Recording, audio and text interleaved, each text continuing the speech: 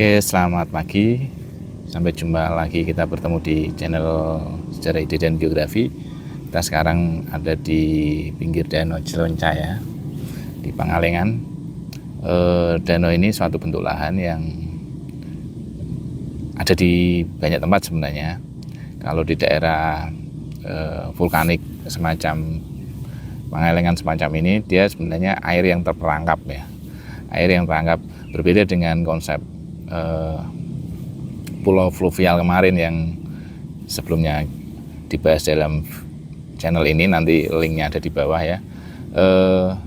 Kalau pulau fluvial itu sedimen yang tertahan di dalam channel, tapi kalau danau itu justru kebalikannya ya, air yang tertahan dalam lembah gitu.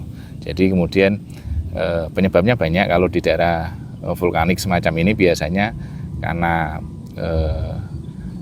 dihalangi aliran sungainya, dihalangi oleh aliran lava yang sudah beku ya, lahar yang sudah beku, jadi kadang akhirnya dia tertahan. Nah, di zaman modern itu dijadikan ini ya, kalau dibuat cara oleh manusia namanya waduk ya, tapi kalau secara alamiah namanya danau. Nah, itu salah satu keunikan dari bentuk lahan yang ada di daerah hulu, walaupun sebenarnya di daerah hilir ada juga danau di yang sungai yang terhalang oleh lift ya, atau semacam pembatas itu, jadi back swamp itu jadi danau. Tapi kalau di daerah pegunungan semacam ini dia lembah-lembah yang tertutup oleh proses vulkanik, aliran lava gitu.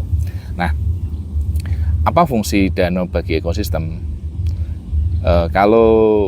Kalau di video sebelumnya di pulau fluvial, sedimentasi bisa menjadi indikator suatu ekosistem. Ketika suatu pulau terbentuk dalam suatu sungai, artinya sedimentanya besar itu, dan ketika berkembang sedimen itu di tengah sungai disebut pulau fluvial. Tapi kalau danau ini kebalikannya, karena dia air yang tertahan, dia menggambarkan curah hujan dari wilayah tersebut gitu, dan termasuk luas wilayah dari daerah tersebut gitu. Nah, kita tahu bahwa danau-danau di Sumatera lebih besar karena memang pulaunya lebih besar, dan curah hujan juga hampir sama tinggi dengan daerah Jawa Barat ya. Nah, jadi curah hujan dan bentuk pulau juga memengaruhi besaran dari danau-danau yang ada di sekitarnya, yang tertangkap oleh lembah-lembah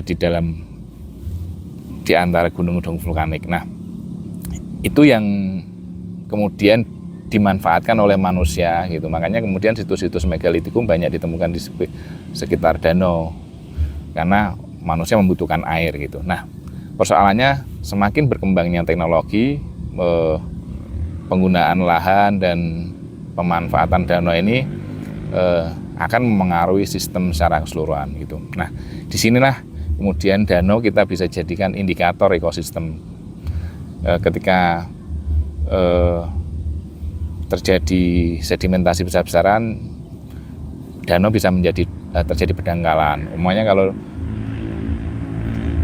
terjadi curah hujan yang sangat tinggi, dia bisa meluap gitu ya. Tapi kalau dia ada fase masa kering atau masa kemarau yang panjang, dia bisa mengering. Jadi dinamika danau ini bisa menjadi indikator iklim, juga bisa menjadi indikator dalam proses geomorfologi dan penggunaan lahan. Mungkin itu saja. Nanti kita lanjut di tema-tema berikutnya di tempat-tempat yang bagus di sekitar Bandung ini, yang menarik untuk kita bisa belajar ekosistem. Sekian, selamat pagi, sampai jumpa.